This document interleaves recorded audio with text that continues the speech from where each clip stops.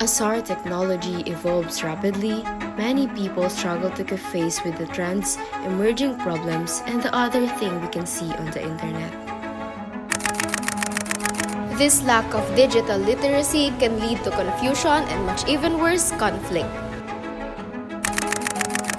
Parents of a 15-year-old boy say relentless cyberbullying by his classmates caused their son to take his own life. In a world saturated with information, it can be difficult to digital illiterate to recognize truth from fake information.